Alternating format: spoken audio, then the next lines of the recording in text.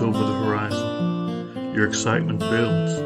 The animals in the field start to stir. The forest comes alive with sounds. The sunlight glimmers off the lake, and the mountains start to shed their morning fog. So load up your favorite ammo, grab a few buddies, and head out to make some memories. And tell the rest of the world that you've gone hunting. Gone Hunting is a 1 to 4 player game of family fun where you build a unique hunting ground, scout different animals, buy weapons and gear, and roll dice to hunt. Complete objectives and try not to miss. So let's load up the truck and back Gone Hunting today. See you in the field. Hey guys, it's Big Sexy with Big Sexy Outdoors. If you guys are looking for your bucks to be big and sexy like me, I recommend you go out and get yourself some Big Sexy by Domain. This product is filled with radish, turnips, and kale, and other vegetation to keep the deer coming back all season long. Go out to your local Tractor Supply and purchase some today. Big Sexy by Domain. You all right?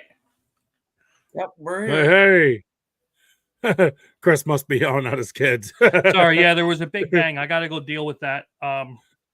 We're dear homies. All right. So, guys, we are live. We are here with Andrew. And Andrew, I always say your last name wrong, so go ahead and say your name. It's Zysek. Zysek. I do it all the time. I'm so sorry. That's all right. Most people do. We have had Andrew on about a year ago with one of his books. And after a conversation with Andrew, he has written a new book.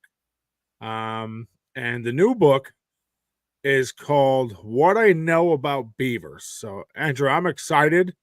I didn't read your book because if I read your book, it gives all away for me. I'm excited for you to tell us a little bit about your book here. So, first, tell us a little bit about yourself for anybody that doesn't know who you are, and we'll start from there. I'm a professional outdoor writer and outdoor trapper. I hunt, fish, and camp. Do a lot of that. I specialize in trapping, and however, I'm an avid outdoorsman who really enjoys writing about it. So I guess that's the way to describe it. Well, that's a good way to describe it, I think. Andrew TJ from Big Sexy Outdoors has just joined us. We told him he had to get on. He is a beaver trapper, and he loves it. So we figured there was no other greater person to get on here and hear your story and ask a bunch of questions as well. So Andrew, meet TJ. TJ, meet Andrew. It's nice to meet you. What's up, Andrew? Nice to meet you, man. So, Andrew, you also have a company. Yes. Tell us a little bit about your company. It's called Andrew Zysek Enterprises. I have a line of lures called Andrew Zysek's Andrew Zysek's Old Time Animal Lures. I sell my books and my line of lures along with different trapping equipment, different broadheads, different arrows, different calls and things like that as well. Trap dyes, trap wax, traps of all different types and models. And so we do pretty good with that. And that's our main business there. So how would someone get a hold of you or find your stuff online? Well, the easiest way is to look me up on Facebook. If you got a Facebook account, it's called Andrew Zysek. That's the business page. And at first we developed that page strictly for my writing. My business didn't take off right away to be an actual business. At first it was just my writing and my books and my magazine articles, and I left it at that. And I kind of had a fan base. Well, it was the help of a dear friend of mine who's big in trapping and does a lot of the history of trapping, and he kind of persuaded me to start a business with my lures. And then a good friend of mine in the actual business helped get me kind of situated to run a business. And so I've been doing that ever since. And this has been going on since 2019. My first book, The Man Who Taught Me, came out in 2018, but I toured with it for about a year. I did a lot of book signings, conventions, and things like that. So I kind of had a little bit of a base before I got my actual business going, and that helped the business considerable, and compared to a business that's just starting out from scratch. So now you also mentioned a catalog. Can everyone find your products in your catalog? Yes. The catalog, you can order a catalog direct through us for $3 a piece. And unfortunately, due to shipping, it's tough um, to have a free catalog anymore. And that's that is one hiccup that we have. But the catalog's $3 a piece, or you can look at my different ads and merchandise listed on my Facebook page, or check out any number of the um, national trapping magazines like Trapper's World or American Trapper or any of those, where I actually run advertisements for my products and things like that. So you mentioned something to me before we started this show that I really thought was awesome, because it made me reminded me of being a kid. Before we get into your book, and we're still talking about your catalog, we talked about why a catalog is different than the internet. Yes. Reiterate on that feeling. I loved it. Well, I think part of the reason why I write is I have an obsession with paper. And when I say that, that sounds weird. Like I don't worship paper, obviously, but um, there's something special about a book, and there's something special about a catalog. When I was 11 years old, I got my first catalog in the mail. It was from Mike Marciata and Sons. He's a lure maker out of West Hazelton, Pennsylvania, and he has a big line of lures, and has is nationally known. Has been a well-respected lure maker since well into the since the 70s, and he's got a line of books out too. I have all of his books in my collection of trapping books, and that catalog when I was a kid was everything to me. It was the pictures of the catalog, the feel of the paper, and there's something symbolic in that when I was a kid, and now I'm in the business of writing books and all of that, and producing a catalog is actually kind of like producing a book. They're all kind of similar. It's smaller, a lot less words, a lot less to worry about. But in a way, it's a lot like producing a book. It's a lot like producing a magazine article. It's a lot like producing a TV show. You got to have it right the first time. And with that being said, that's kind of how I got uh, into that. And the it just fascinates me. I don't know. There's something about taking a catalog and looking through it. You can't get that on the internet. You can be reading, and you know how like when you're reading, sometimes you start daydreaming or to kind of drift off from your post. You're not supposed to do that if you're really paying attention, but a lot of times when you read, your mind will drift. Well, in a catalog, it's very easy to get your mind to drift, and then it's kind of like you're as a kid or even as an adult. It's kind of a time where you can uh, get some of the innocence back, I guess, and uh, enjoy. You know, well, only if I had the money I could order this, or that kind of thing. I remember being a kid, and man, when them catalogs came in, even now, I'll tell you, even now, like Cabela's will send a catalog, and I'm like, I gotta see it. I gotta see what they have. Sometimes they got good deals. I gotta check it out. you know, Yep. and it's so I get it. I thought you talking about how turning the pages. Yep.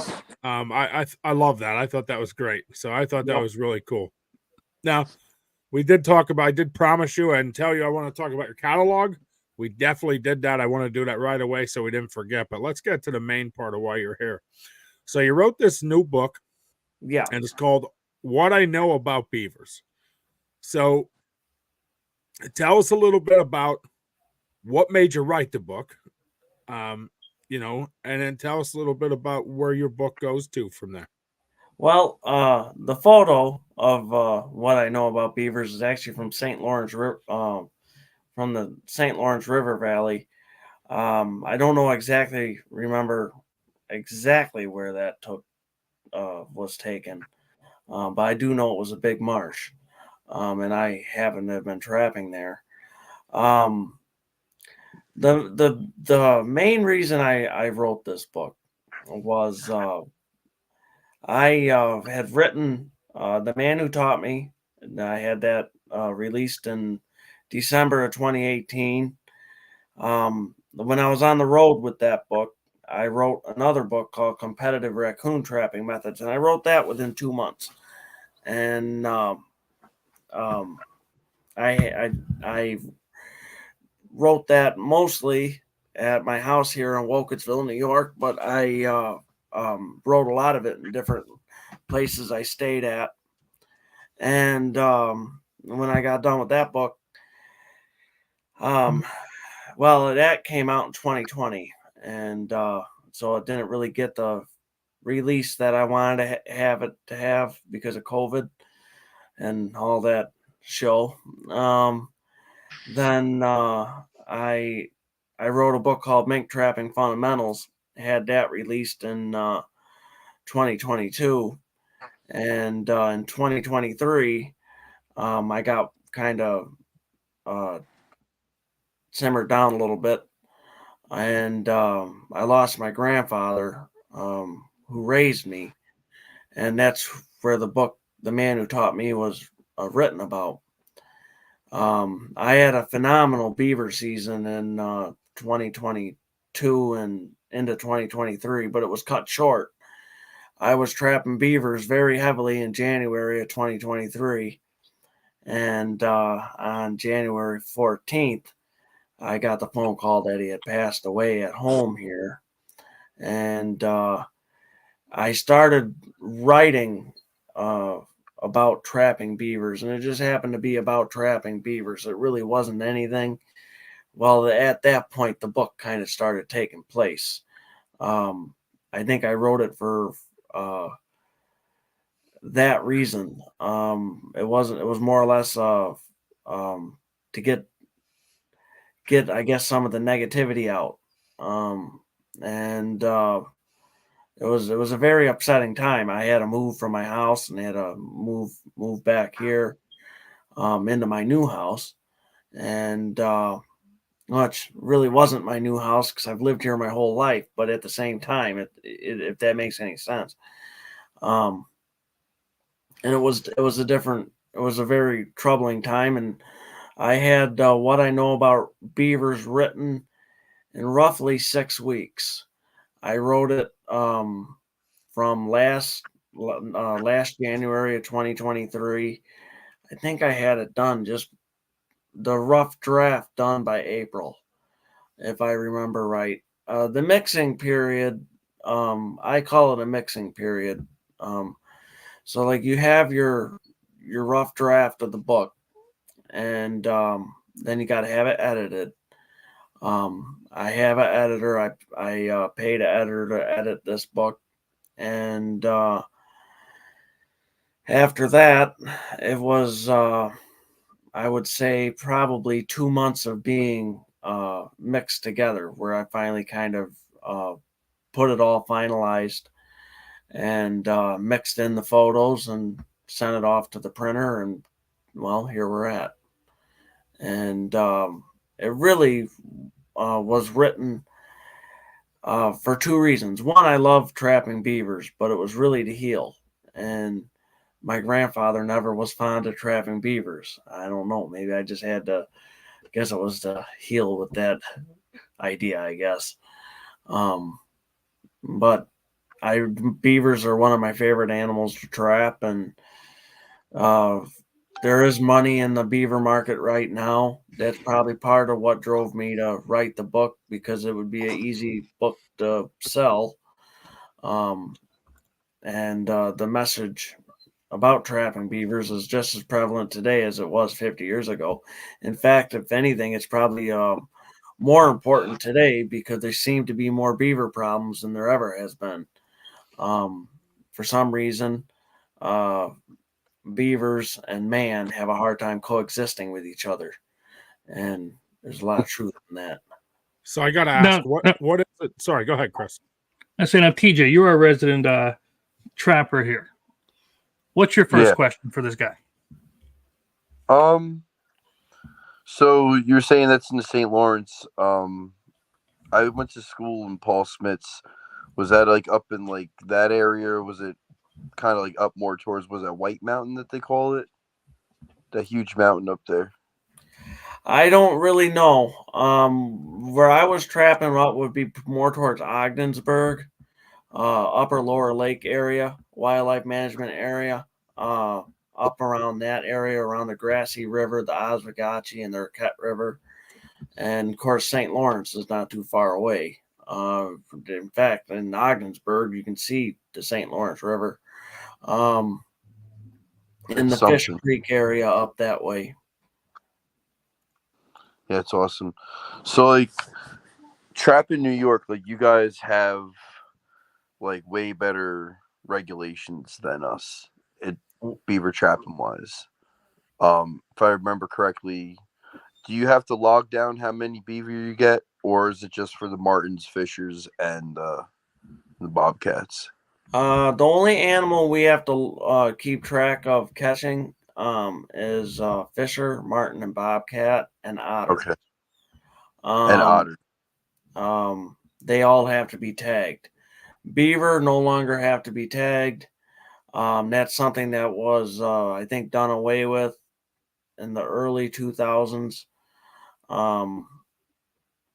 Could be even in the teens. I don't really remember.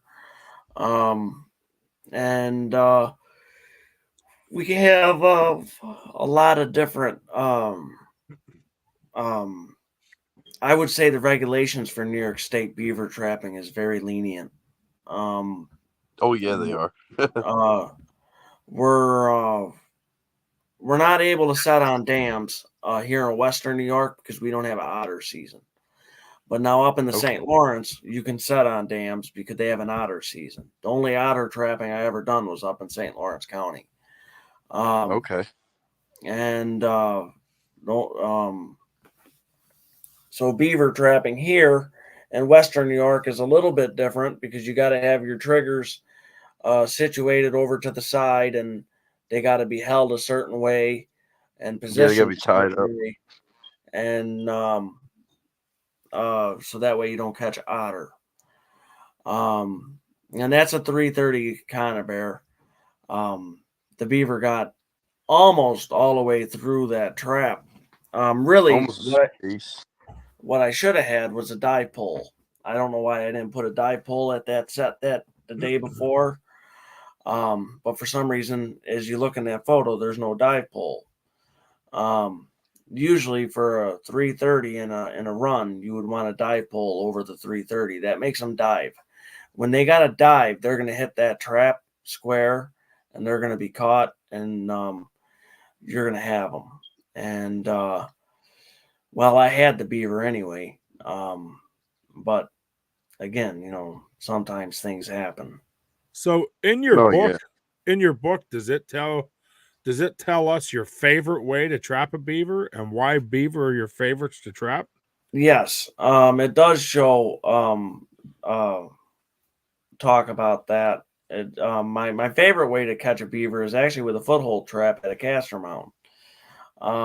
And the reason why is it's pretty easy to get a beaver to swim through a conibear, but you got to have your trap placed right to catch them by the foot. That's a little more of a challenge. Now, Andrew, do you use I'm sorry to cut you off there, but do you use cable Do you use rebar or do you use like the fiberglass with the hags from Well, J3? what I do with my beaver traps, I use a lot of grapple hooks with over 10 feet of chain. And sometimes the beaver's drowned at the set, but a lot of times they're alive. When they can move, they won't ring off. And when they can move, they won't get away on you either, as long as they can move. A lot of times I'll use 3 seconds aircraft cable with, say, 8 to 10 feet of cable and wire cable it off to like a tree stump or tree root or whatever that'll hold the beaver there until I get there the following morning. A lot of times in certain areas I do use 3 seconds aircraft cable drowning rigs, especially where people are. Those can be heavy and require a lot of equipment that you need wire, and then you got to hook up to either rocks or whatever. It's so bad carrying 2 rotors out there. It's rough. And where the grapple hook and the extension cable actually is easier on your back, and you can put more sets out at the end of the day. On a really good beaver line, I would like anywhere from 15 to 20 sets out. Possibly a few more, but you got to be careful. Once you get past a dozen fresh beaver sets, you got to be careful, because the next day you could come home, if they're really good beaver sets on beaver sign, you can come home with 12 beavers. And if you've ever skinned anything past 7 or 8 beavers, it becomes work, and it's a lot of work. They're heavy. Do you flesh your beavers in the same day? What? Do you flesh your beavers in the same day? No. Usually what happens is I catch a beaver, I'll dispatch it, or it's already dispatched. I'll skin it, and then I let the pelt dry, the fur dry until the following day. Then I'll flesh it and then stretch it. But usually what happens is I catch one, I skin it, and then I have from the day before. So I'm technically fleshing and stretching the same day that I'm skinning fur. Usually.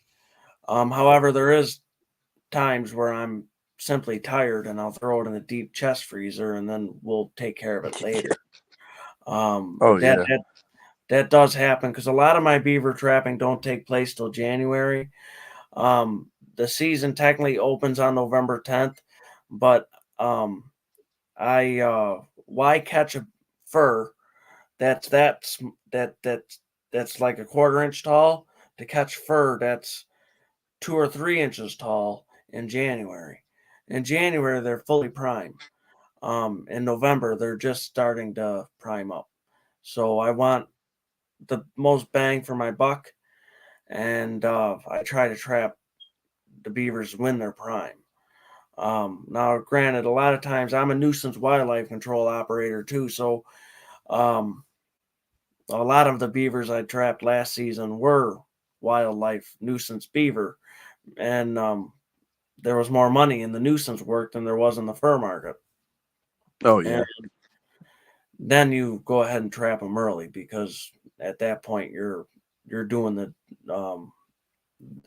job. It's a little different. But yeah, that's pretty much how that all works. I got a really dumb question, guys. Hold on. Sorry, TJ. You said a grappling hook. Do you have one close? Do either of you guys? I know TJ has them. Are you one of these got one close? We can show everybody what we're talking about. I don't. TJ, you always got them laying around. You got one close? No, it's in the basement. But remember those hooks that we use? I know what they are. I just want to make sure everybody else knows what we're talking about. Oh yeah. So what it is like a monster treble hook. Yeah. For everybody that's wondering what it is, it's like a monster treble hook hooked off a chain to the trap, which allows the trap or the animal to still move with the trap, but the hook will get caught on something, preventing it from getting away.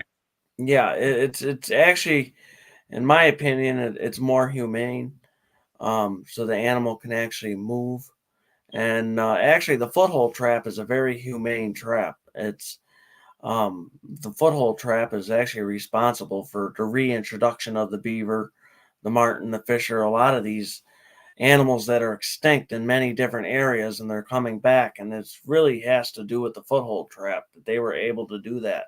Because a foothold trap, you can let an animal go, and a body gripper, it's you can let them go, but sometimes you can't. And So Andrew, uh, there's a good point about that. Do you believe that some of these species should be brought back, or not quite in a sense? what species are we talking about? Talk about like martins, fishers, stuff like that. Oh, it's conservation. I believe in conservation. But there's a drawing line in an area that is has absolutely no rattlesnakes. Don't bring back rattlesnakes. They're gone for a reason. Um, if you don't have timber wolves, say near the city of Buffalo, you don't have them there for a reason. Don't you know? There's a limit. But I don't think anybody's that stupid. Um, You ain't met and some of these people, then, Andrew. well, that's the I've met thing. some people that have blown my mind. That's the thing. These animal rights activists are really crazy. Um, they take it a little too far. The worst thing you can do to wildlife is fail to manage it, and wildlife needs to be managed. Otherwise, it's actually cruel to nature not to um, manage wildlife. I mean, in my opinion, I think New York actually manages wildlife pretty good. It I mean, I does. grew up in New York, and Okay. we have we've always had great laws hunting. I mean, they stock pheasants, stuff like that. Like, stuff where it kind of Yep. doesn't matter whether you throw them out there or not. But I know, like, up in like New Berlin area, Cooperstown, like Oneida, I would see martins out hunting, like in the breeding Yeah. season, chasing around and stuff. And Yeah. it was enjoyable, and it was within balance, like the ecosystem, um, was kind of balanced there. And like Yeah. you said, like conserving them, trapping them would have been, because I didn't see many, like I wouldn't have targeted them there hunting on my uncle's property. But Yeah. then, like here in Pennsylvania, they've been extirpated for years. Like they trapped them out of existence back when I think they logged all of our big timber here. I actually read a thing about it, and they're fighting to bring them back. Yeah. Now they release fishers out here, and we're allowed to keep one for like a 3-week season. Yeah. Vice versa, you guys have plenty of fishers there, but they've always been there. Yeah. More up towards like where you're at. You're in the western part of the state, kind of. They're actually just coming back here in the western part of the state. Uh, they're actually more prevalent in the southern tier and up in the Oh yeah, Adirondack region. I've always had fishers like in down like Orange County, 3C, WMUs. Like I would always be like, 3C, 4E, hunting around there. Yeah. Like growing up my entire life, literally like 100 miles over in Pennsylvania. We like in our area alone. Like Ben lives 20 minutes from me here. Chris lives 20 minutes the other way down, and we're only allowed to keep 5 beaver. Yeah. We're allowed to keep one. Closer here, we could keep one otter, and they just opened that in 4E Ben. That's where I got my otter Yep. this year. Yep.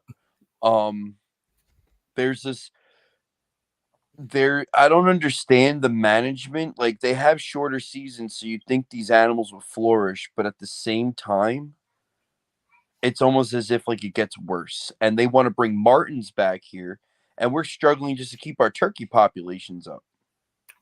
Well, that's that's really not a question I can answer. But the one thing I can say is talk to your senator. I'm not sure how good that would do. Um, you could talk to your DEC. They would probably have some answers for you. Oh yeah, They might not necessarily have the right answer, but That's it. A lot of the stuff from today seems to lack common sense in a lot of different areas, and does. I really don't know what to say about that. Now, in New York, are you allowed to trap? What's your rule on trapping near the lodge? Near the Beaver Lodge, Yes. you have to be 15 feet away. So that is, it's almost a similar rule here. I haven't beaver trapped, but I Yeah, knew we had to stay certain distance away. and we are allowed to actually, trap bank dens, though. I advocate for not going near the Beaver Lodge. Most of the time, I want to be not so far away, but far enough away that if I make any noise, it's not going to bother the beaver, and I'm going to catch them a lot sooner than it would be if I had made a lot of noise and bothered the beaver. A lot of times with beaver, especially under the ice, beaver will hole up. They get nervous. Make too much noise out there, they get nervous. And not saying all the time, but under the ice especially. Now at a bank den, I've never really seen the difference for that. But on the offhand, like I said, the Beaver Lodge, they tend and get spooked real easily. And you tend to catch more little ones first, and then kind of tips off Yes. the big adults. And that's actually what you don't want to do. You don't want to catch cubs. Exactly. You want to be catching adult males or adult females. Even then, I would prefer to catch the adult males rather than the females. But I mean, beavers got to be managed too, and that just seems to work that way. So I gotta ask this, why is beaver your favorite animal to trap? Well, that would be the one animal that got away on me.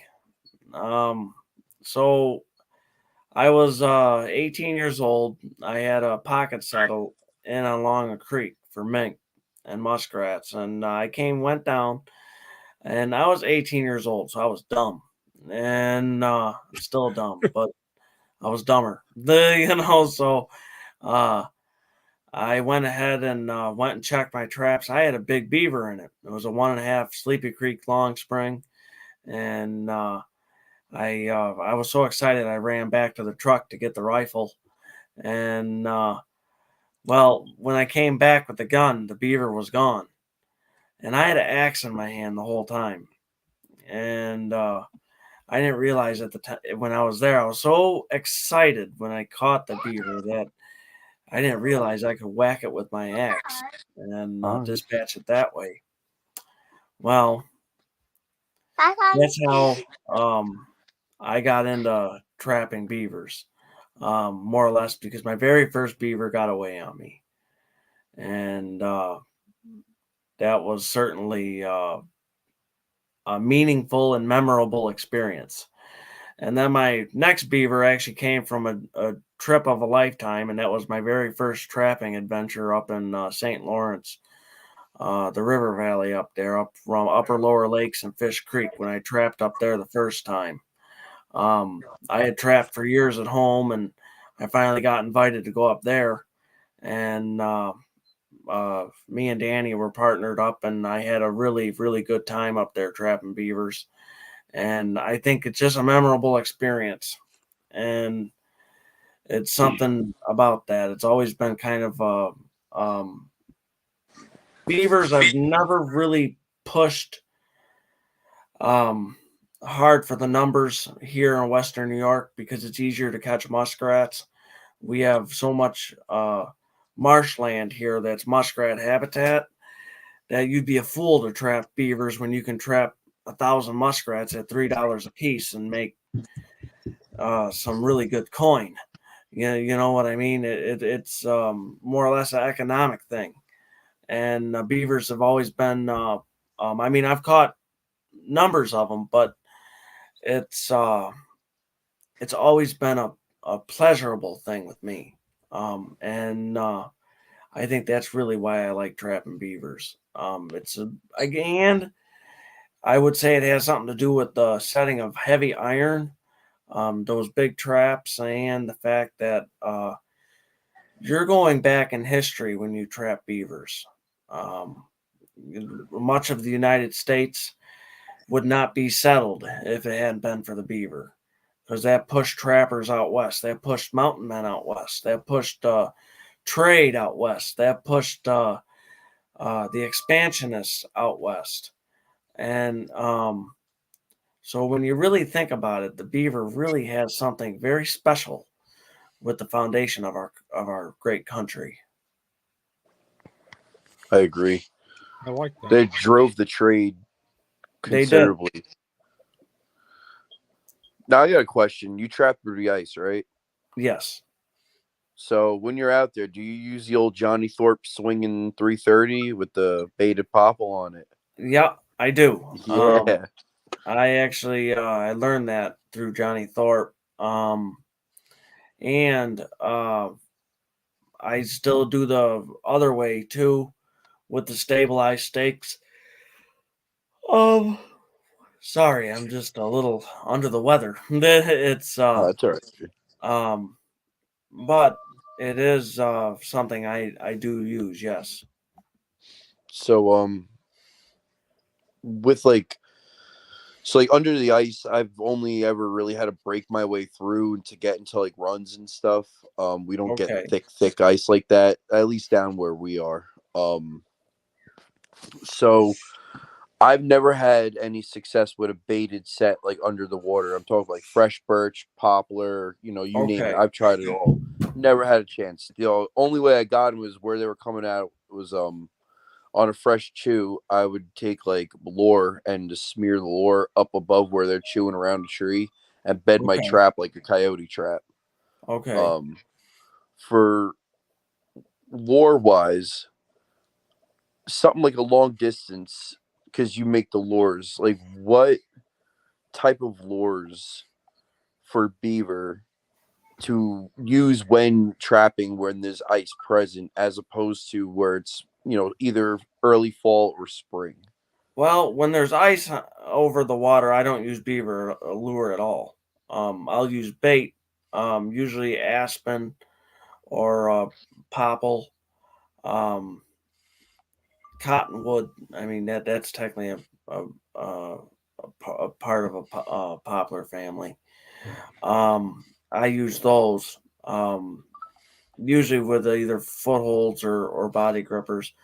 The only lure I use for beaver would be during the fall and spring.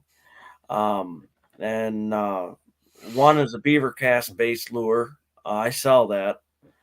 Um, and Castor is a very big lure ingredient for a natural territorial response out of beaver.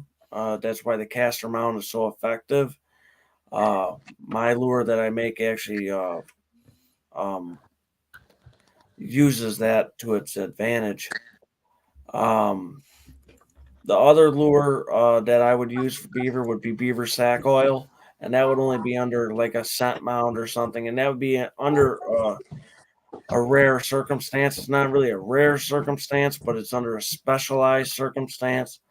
I explain that in my book as well.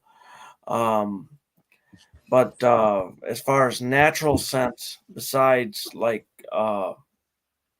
your tree odors and that, your beaver odors would be your tree odors. And that would be uh, aspen oil, poplar bud oil. Um, you have cherry oil. You could use that. They're very attractive to cherry. In fact, my very first beaver, and taken several beaver off of my cherry lure. Um, and That's been a very effective lure ingredient. But really, as far as lure ingredients for beaver, you could really count them out on a set of hands. And I don't even think you'd make it out of the second set. I think there's only probably 5 really main lure ingredients for beaver. you really don't need that much for lure on beaver. I try to keep it very simple.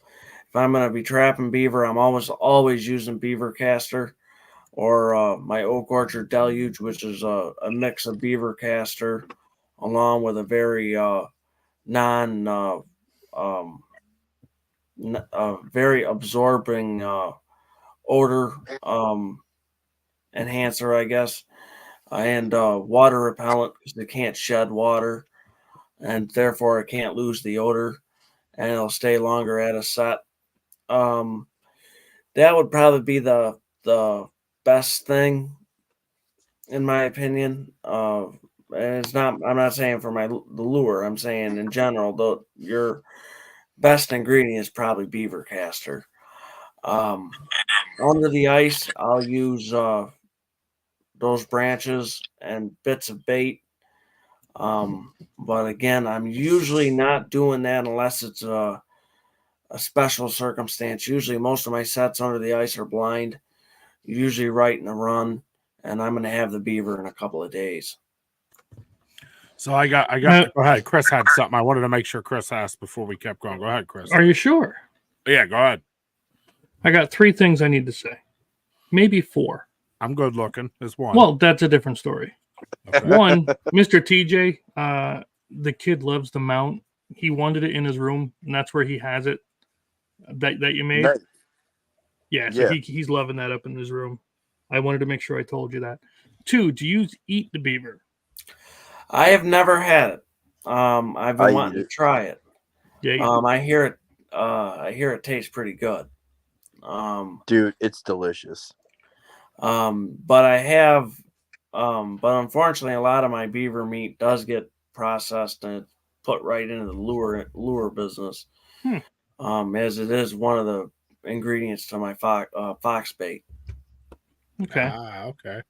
Yeah, I have preserved beaver meat in jars downstairs, just sitting, waiting to get used for the next year. Yep. Another thing, Benji, what is that on top of your head? That's the new big sexy outdoors hat. Yeah. Look at this. Khaki looking pretty brown. Spiffy. Yep. Look at that. That is sweet, ain't it? Had to bring that one up. And last but not least, I wouldn't be doing my job if I didn't do this one. Don't forget, you can always jump over here to the BSO gear site, get any of our different merch that we have, the hoodies, the hats, the single most comfy throw blanket I've had in a long time, stickers, everything we got here. So if you see something that we don't have and you want it, let us know. We'll see if we can get it. Working on a trapping shirt. Yeah. TJ. Trapping shirt is in the process. Looking at you, son. So we're just waiting for TJ to get us head out. Yeah, and then wanted to make sure we plug the merch and we get it in there. Chris, you're good at that, jumping in there, making sure our ads and stuff keep coming. Yeah, that's pretty good. You're pretty swifty there. That's what I do. I'm like Taylor because I'm swift. So, sorry, right. I like that. So I had a couple more questions for you. So I get you can. I guess here's a stupid question, right? Now I don't trap. I'm gonna get into it this year. You guys have me now. I want to try it, right? You got me. Between you, Matt Brophy, and TJ here, I got to try it. I'm hooked. I'm hooked into at least the thought of trying it. How many ways is there to trap a beaver in your book? Well, that's a pretty broad question. As many as you can think of, I guess. So you have gone every aspect of trapping beaver in that book, everything you can think of from top to bottom. Yes, I'm sorry I keep yawning. It's a little under the weather, but yes, I have covered just about everything I could possibly think of. I've even covered some of the things that you normally don't hear people write about. So let me ask you, what would be one of those things? Well, so you got a square shy beaver, so that would be a conibear shy beaver under the ice, or even in open water. Nobody can catch him. Can't catch him on land, not on land, but you can't catch him in a caster mound. He's shy to the footholds. He's shy to body grippers. But what he isn't shy to is a number 3 or a number 4 long spring set on the bottom of a shallow beaver run. And the beaver will be traveling along the bottom in shallow water, where in deep water they'll be traveling near the top. And that's actually one of the easiest ways to catch a problem beaver that you normally can't catch. Another situation would be where a tree limb, or not really a limb, but a pretend beaver cutting hangs down from a branch, and you have a long spring or a coil spring set underneath it, and that would be the perfect. That would be a great way to catch a crapwise beaver. There's lots of different sets and lots of different techniques one can use. That's why I said that's a very broad question to ask. Of course, I knew it was, but I was getting at kind of what you just did is, give us a couple that somebody wouldn't think of. So, in promoting your book, we definitely want to make sure we're making sure people understand there's things in there that they aren't going to know. There's things in there that they're not going to know, or maybe never came through, that you can show a technique or a way to get through to that. So we definitely want to stress that. Another thing we want to stress is some guys like to read and don't like to read, and I understand. I'm going to ask you, how many pages is your new book? I think it's about 110 pages, roughly. So there's a lot of information in there. How many chapters? That's another good question. Let's see if I remember right.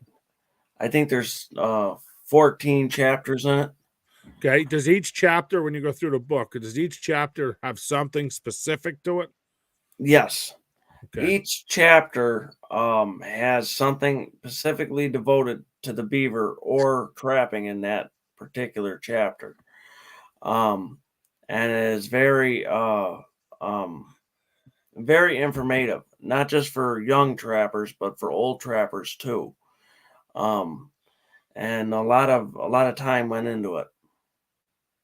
So I think that's really great. Now, I see we're getting close to our 50-minute mark, so I'm not trying to rush you through or anything. I am trying to make sure we don't miss any important information.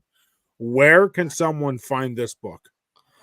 Straight through me, Andrew Zysek Enterprises and or Sterling Fur Company, Cumberland's Northwest Trapper Supply carries it. Johnson's Outdoor Store in Lockport, New York carries it. And various places like that. So you have in a lot of local places as well as you can get it through your website or your Facebook page. Yep. Now, Chris did just post a link at the bottom. So anybody watching, I want you to make sure you guys are watching and scroll across the bottom. It does have Andrew's Facebook page going by. So www.facebook.com/Andrew Zysek Enterprises. Tell me I said it right. Did I say it right? Yep. Yes, man. I'm getting it. That's 1 out of 75. Yeah, dude, I get everybody's name wrong. It's terrible. It could be spelled in front of me and even broke down into syllables. I still mess it up.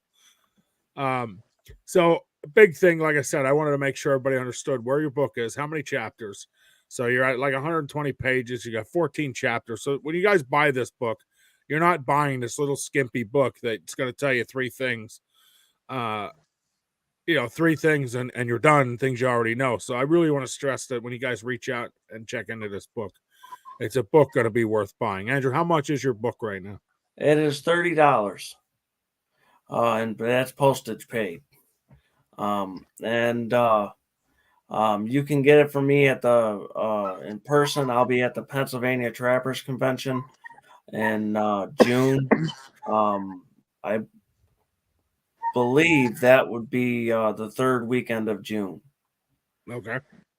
And Let me that's write going that down. I want to write that down for us so we remember. PA Trappers. I think, is that the one in Hughesville? No, Washingtonville. it's That's I the think big it's one. I think it is in Hugh. I think Hughesville sounds right. I don't know if that's right. Yep. Is that no? Yep. The 87th rendezvous. Yep. I'll be Andrew, up there. I'll when I stop by. told you Chris is the best we got, man. Look at this. He was right to that. He pulled that right up. There's flyer, everything for you. I mean, Yep, he's good at I'll what be he there. does. So you will be there. Yep. I'll be in one of the buildings. Okay. Ben, I'll be TJ, there with volunteering in the kids' cave with Autumn. So well, TJ, if nothing else, I'll get you to drop by, say hey to Andrew and take some pictures, so we can get him up. But I'd like to get up there if I can. So remind me about this event. I would like to stop up. I'm going. So come with. Well, I look forward to meeting you guys. Yeah, definitely. Yeah, I definitely stop by.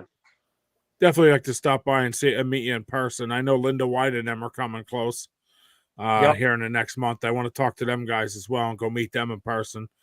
It's something I really want to do. I am sorry, I had a brain fart a second. I am excited about this book. I was excited about your last book, The Man Who Taught Me. I know I went through and was online going through your book, reading up on it, catching up on it, and I thought, wow, that was really cool how you and your grandfather had that history and your past, and you went through and turned it into an amazing book. I thought that was really neat. So anybody that enjoys the outdoors or anybody that feels, I feel if I read or I watch something that I think is really heartwarming, I feel it, right? I don't know how else to explain it, but I can feel it. It makes me warm inside. And I thought your book was really had part of that in it. And the fact that we love the outdoors, I think really stressed that in that book as well. It did. So Hey, Chris, Benji, go ahead. Yes. tell me this is Matt Brophy. Epler, right? Yep, Epler So first. that's going to be cool. We're going to have Andrew and Matt Brophy there at the same time. Yep. I know so Matt cool. very well. Oh, nice. Yep. Yeah, he's a buddy of ours. Yeah, so That is a like I small said, I world. definitely want to stop out at that event. It's not that far for us. I definitely like to go show our face there and say hey to everybody. I'm rocking Epler's new shirt, by the way. Are you? Oh Yep. yeah, I think is. that's. I wonder if that's the one I have up in the closet. He gave me one. No, I that's can't the show the different one. back. You That's guys the the brand back. new one. Yeah, it says on the back, it's got the girl with the beaver fur, and she's like, if it says you can make her purr by putting her in fur or something like that. Yep. Sorry, Matt, I botched it, but That's the one I got. Yep. I botched it. Matt, he messed it up so bad. I did. I also have bad. the hat right here too. Nice. He's got the, if you can see it in the light there, Trap Bum Outdoors, Trap Bum brand. Yeah, how come he's Nice. with Big Sexy Outdoors and he don't get any of their stuff? I don't know. You What? got to I send do. him some. Yeah, right. So June 20th to the 22nd, you'll be in Hughesville, PA. Yes. Anywhere else you'll be soon? Yep. In August, I'll be at Little Valley, New York, for the annual Sportsman's Rendezvous on the second weekend of August, and then the New York State Trappers Association convention later in the month, as well. Now, I got another dumb question I'm going to add to everything. If anybody purchases your book at your events or at any of these outings, will you sign it for them? Yes, I usually do. Okay. I just wanted to make sure. Some guys charge. No, I don't charge.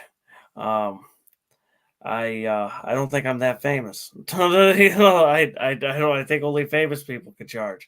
I don't know.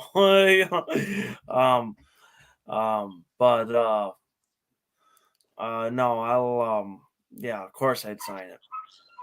Well, I just want people to know. I think that's really cool. I know Chris does that for his board games and his comics and his.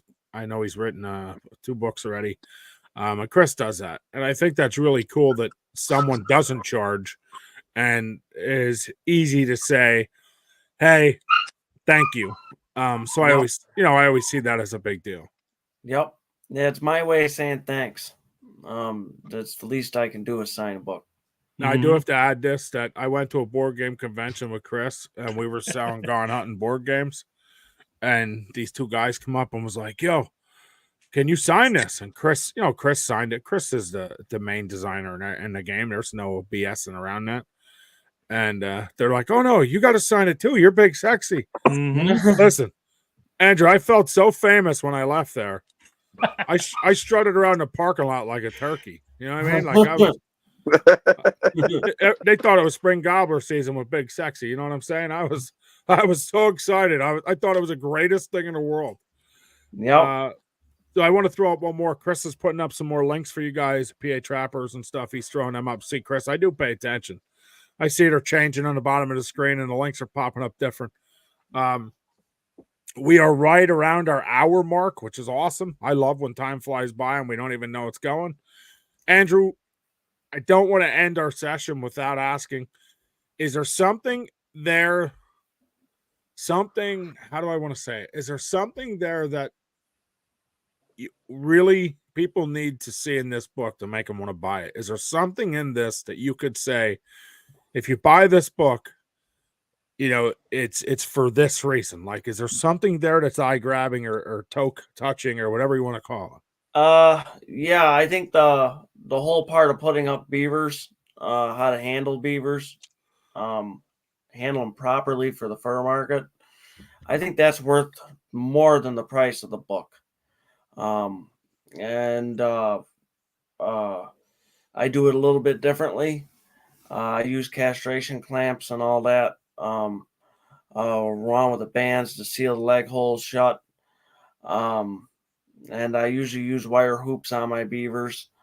And I usually always get top grade fur.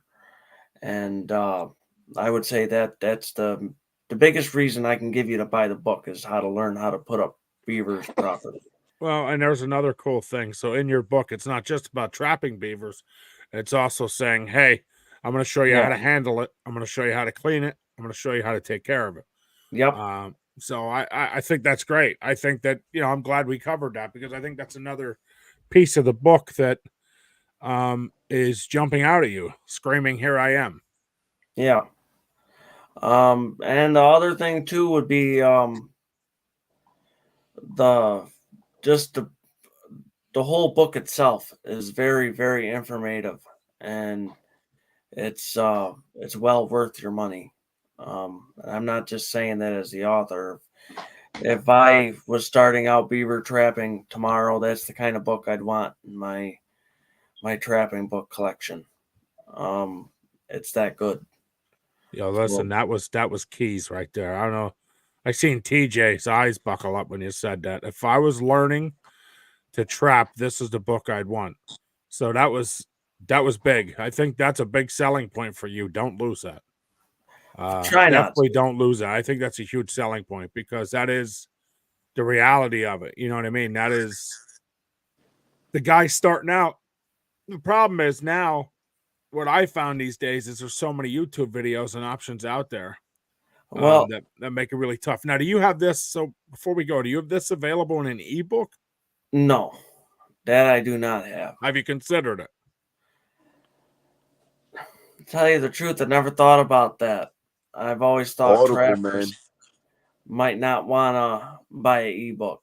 That's kind of why I kept it in hard format. Now, the man who taught me is available in an ebook. But the trapping how-to books are all actual books. I think that I did that for the ease of to read. Okay, that makes sense. That's. I think they're great questions. I think you answered them really good. I think that's the goal in all of it. Yeah, Chris or TJ, we were at our hour mark. Do you guys? We're actually over our mark. Do you have anything out here you want to add or ask about his new book? I'll let you go first. No, I think it's a great idea. It's good for, as a newer trapper, I immediately went to YouTube. In a sense, bringing that book to an ebook might actually reach the younger trapper, like, the young kids whose parents trap, but they don't really like reading because it gives them that homeworky feel. Yeah. Just having something like your first book on ebook, I think that's a great idea, because being part of the youth trapping, like the Next Gen PA Trappers Association, the idea is like, how can we bring trapping to the newer generation? Like, I was around when cell phones started getting like more manageable, like before the pads and all that stuff. I kind of was like that generation that breached the new age of technology. And so back in the day, the book, like, I used to love books, and now, like, you just hop on YouTube and just start writing down, like, kind of creating like your own notes. I do like hard copies. I mean, I have Marciata's books upstairs too. And I'm trying to get more trapping books. Like, I'll probably pick yours up at the show. And some coon lore, because I was gonna get it the last time I think I seen you. And I was so. But just getting those ebooks out, I think that's a really good idea. And it helps all trappers get, because we're a dying breed. I mean, look, Ben's like what, like, Ben, what are you, like 38 or something? What, me? No, Ben. He's just getting into trapping. He's like, yo, we gotta get trapping. I got muskrat spot. We're going muskrat trapping. You gotta show me. And I'm like, all right. All right. But I don't want to say this out loud, but I'm 44. He's 63. Don't let him idea. All right, I'm 44. I appreciate the 38. It made me feel young, but no, I'm old. I'm 44. Okay. But just to say, like, for people like that getting in it, they're getting in late. Like, a lot of people, like my buddies, they're getting in late. And to have like a book, or even like an option for an ebook or something that to give to them, I think it's great that people are still writing books, because you're the only one, I think, who's actually writing books on instructional stuff. Because if this stuff goes down, the grid and all that stuff, like, you got that hard copy, like, you got to get out there, get something to make a hat, get something to feed your family out there in the bush. You got to know these skills, and it's kind of being washed under the table. And that's you want to get that to the new trapper, to the younger kids. That's what happens in I don't know if I guess too safe society, where everyone feels nothing can happen. Well, something can happen. Unfortunately, it's just the way things are, I guess. But it's certainly troubling.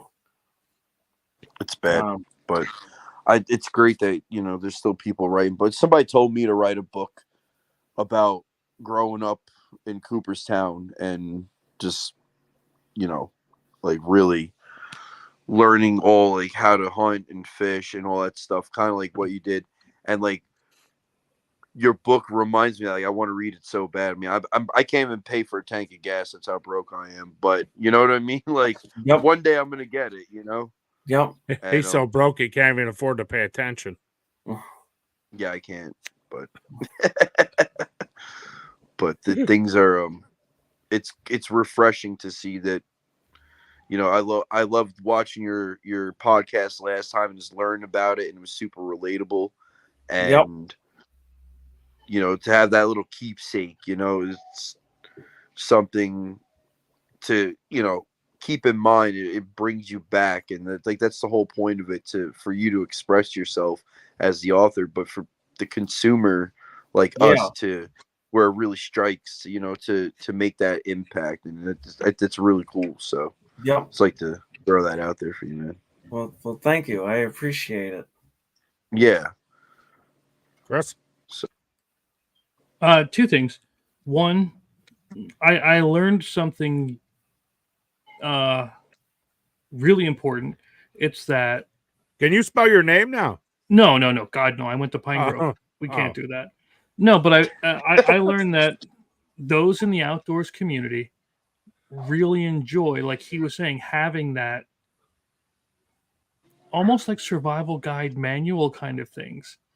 So the fact that you do have it as the physical is something that not only can we keep, but you can hand it to somebody later, and like pass it on. Like when you're trying to teach your kids, it's like, hey, before we go out to do this, little whatever your kid's name is, read this first. Yeah. So what is one big piece of advice that you want to give to somebody brandy new, just starting out? Read. I would tell them to read as much about trapping and hunting and fishing as they possibly can, and get away from the TV for just a little bit. Sometimes in the very beginning, I noticed a lot of the YouTube videos and that are misleading. Yeah. And they make it so that they show a certain situation and they gotta have the same situation. A book doesn't show that. A book shows one picture and gives you the opportunity in your mind to build what that situation should be, and that makes it a little easier. At least through some of the students I've taught. But that's really all I can say about that. Okay. I also learned again with knowing that the outdoors community likes reading. Benji, I'm announcing it here first. I've decided that the Gone Hunting thing is not going to be the comic book because, brutal honesty, outdoors people don't like comics as much. So we are going to make that an official novel, and hope I can count on you for proof. I know you can't read, but I need you to learn. Can you make that in Braille? No, but I can put it in crayon for you. Oh, okay, that'll work. Crayon, as long as my helmet's pleasant. Yeah.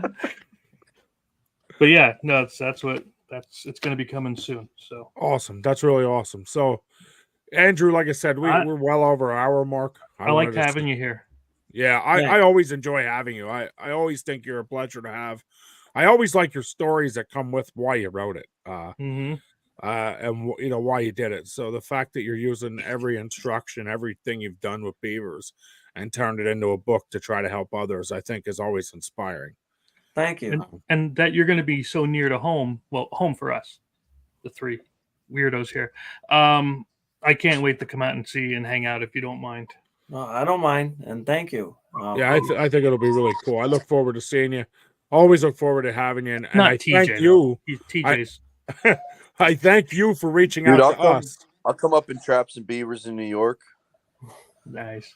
Don't do it, Andrew. He just wants your spot. No, don't do it, Andrew. Don't do it. I know him. Don't do it. No, I'm just playing. All right. But no, thank you very much. You reached out to us, and sometimes we miss when something new happens. We always have so much going that nobody. My advice to everybody tonight is don't ever be afraid to reach out to us. If we can't, we won't, and if we can, we will. And we're human. Sometimes we need reminded or something thrown at us to keep us on board. So, thank you again, Andrew. I hope God blesses your book. I hope He blesses your life and everything more you do. So, thank you very much. Yep, thank you. All right, guys. Man. Hey, we're gonna have a good night, everyone. Yep, you too. Good night, everybody. Hey.